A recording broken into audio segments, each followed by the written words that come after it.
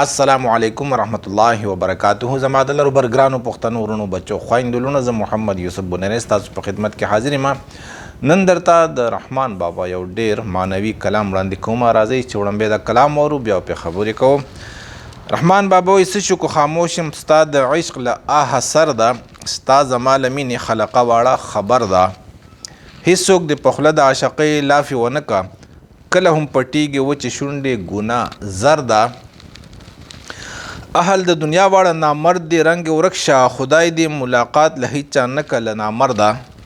کله بې دردانو لره زړه د چا ور درومي، زه به صدقه کړم سل بې درد تل، زه به صدقه کړم سل بې درد تر اهل درده.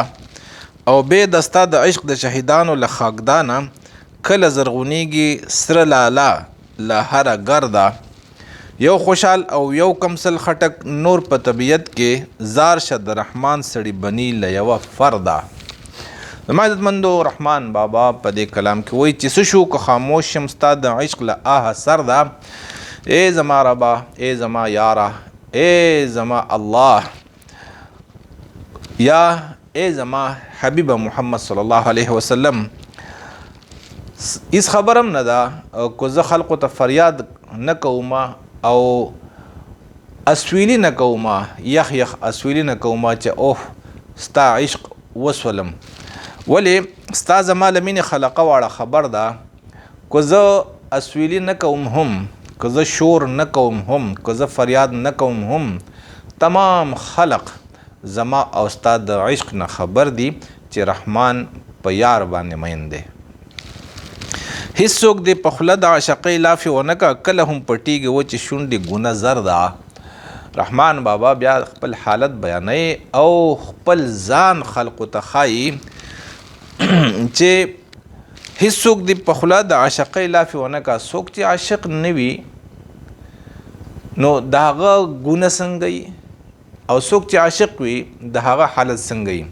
نو په څوک چې مین وي په الله او د الله په رسول صلی الله علیه وسلم باندې، یا اسې څوک په مجازي یار باندې مین وي، نو هغه د اسې په خوله باندې خبرې نه کوي، دعوې دې نه کوي چې یاره زه مین یم. ولې کله هم پټیږي وچې شونډې ګناه زر ده.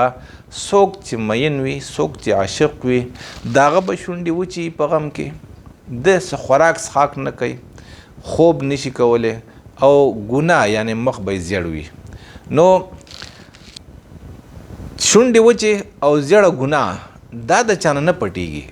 دا په خپل حال سړي ته وایي چې یاره دا سړی مین دی، په ده څه تکلیف دی، دی دې خبرې نه کوي چاته، یعنی دی دې په ژبه چاته څه وایي نه، د ده شکل د ده حالات خلقو ته ګواهي ورکوي چې زه مین یم.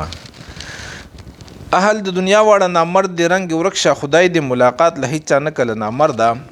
رحمان بابا وایي د دنیادار خلق چې دی، دنیادار ټول په ټوله دا نامردان دي. یعنی نامرده ولې دي؟ ځکه چې د دې چې کوم کار وو، دې ته چې کوم هدف ورکړی شو، هغه هدف دی حاصل نه کو، دی په خپل منزل ته پرسېدو کې ناکام شول.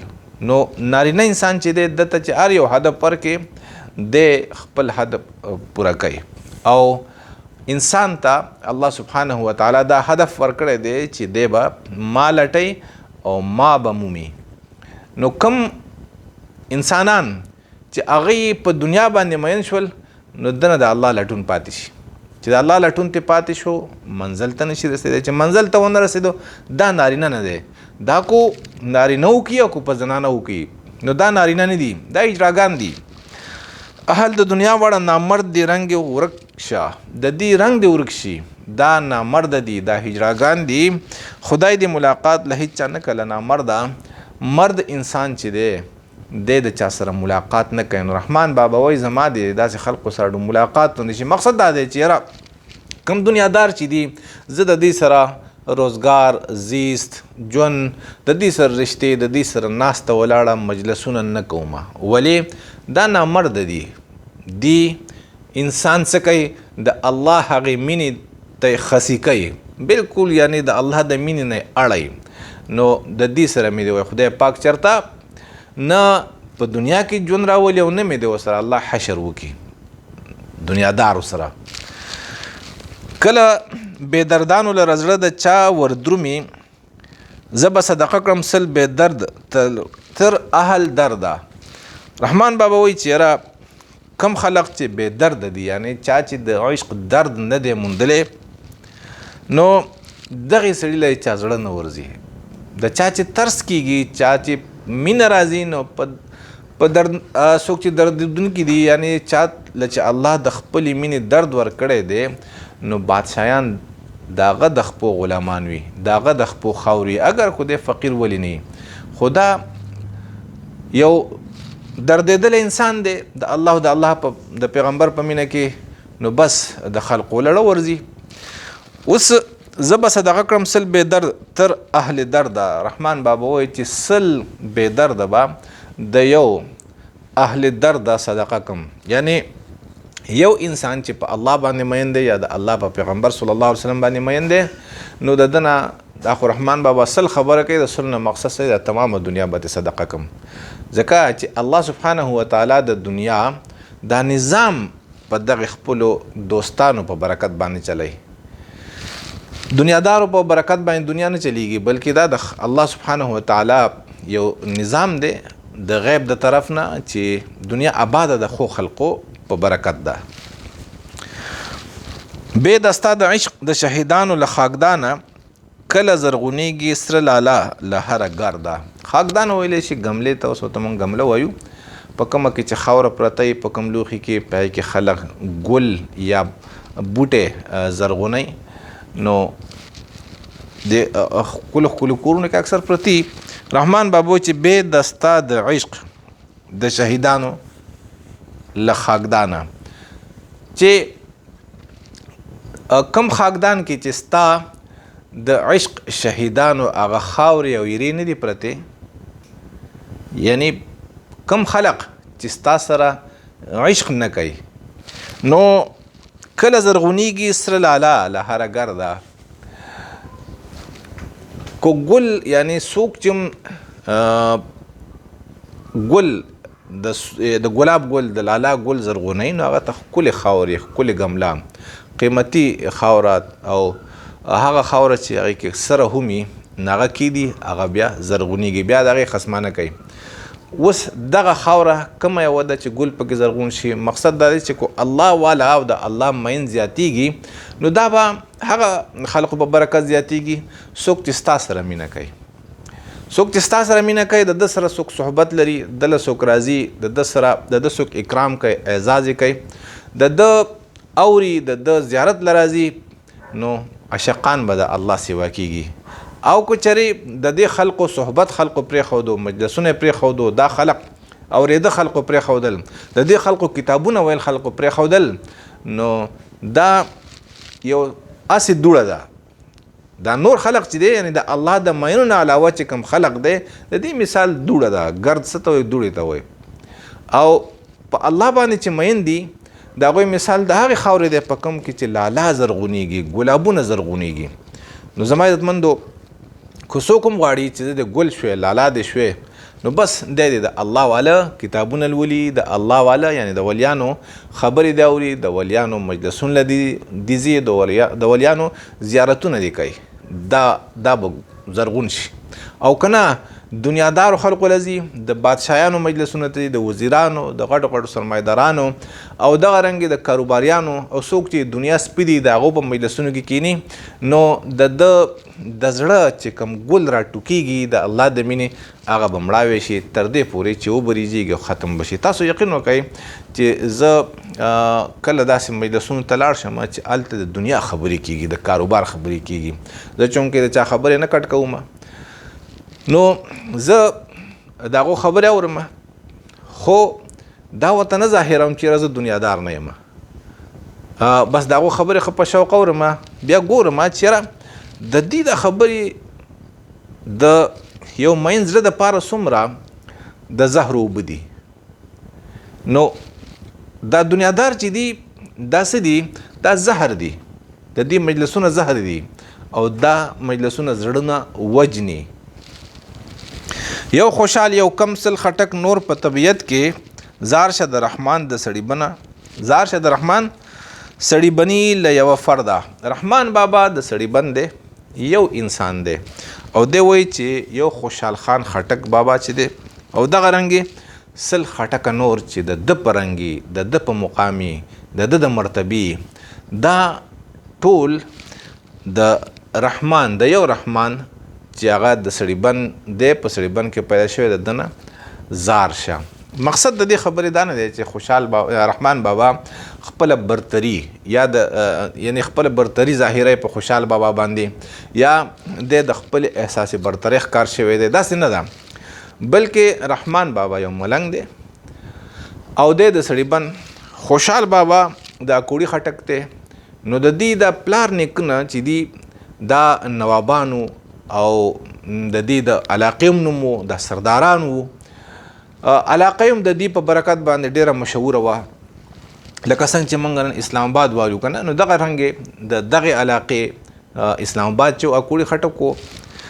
اوس څوک چې په اکوړي کې پیدا شي بیا د نوابانو سردارانو په کور کې پیدا شي او یم خوشحال خان خټک شي، نو دا د سپکه نه ده، بلکې خوشحال بابا یو دنیاوي سردار و، یو سیاسي لیډر و او د کو جنگونه کړي د دنیا د پاره کړي دي. نو رحمان بابا یو ملنګ دی او د ده مینه د الله د ذات سره او د رسول پاک صلی الله علیه وسلم سره بې حسابه ده. د خوشحال بابا مینه کو موږ والو په دې وخت کې، نو هغه اخر وخت کې هغه توبه مستلې وه، نو د هغه مینه چې ده هغه د تخت او د تاج سره وه. نو رحمان بابا وایي چې یو الله والا ملنګ نه سل سرداران هغه کو د خوشحال بابا په شان ډېر عالمانان ولې نه، هغه او هغه کو د خوشحال بابا په شان غټ حکیمانان او لوی لوی شاعران ولې نه، دا د یو ملنګ نه زار شه، صدقه شه. ځکه چې دا ملنګ دا د الله په مینه کې هر څه پرېښي دي او دغه کو سردار دی، نو دی څه کوي د مال او د ملک او د تاج او د تخت په تکل کې ګرځي، نو دا دواړه برابرېدی نشي د الله په نیز باندې.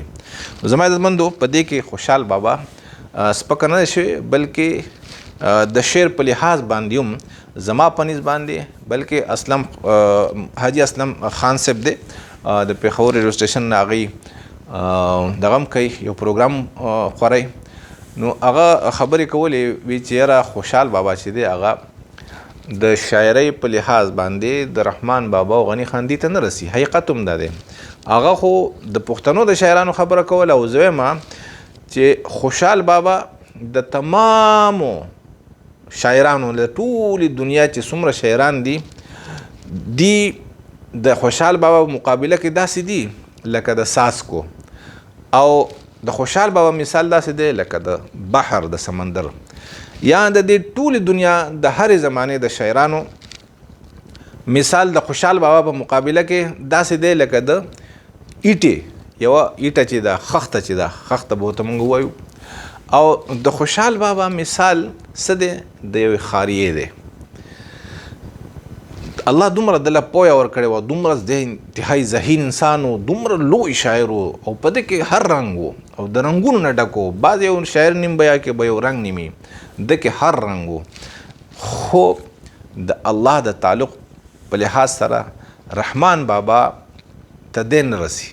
څنګه تعلق چې د رحمان بابا و، نو د هغې ثبوت اوس موږ ته میلویږي.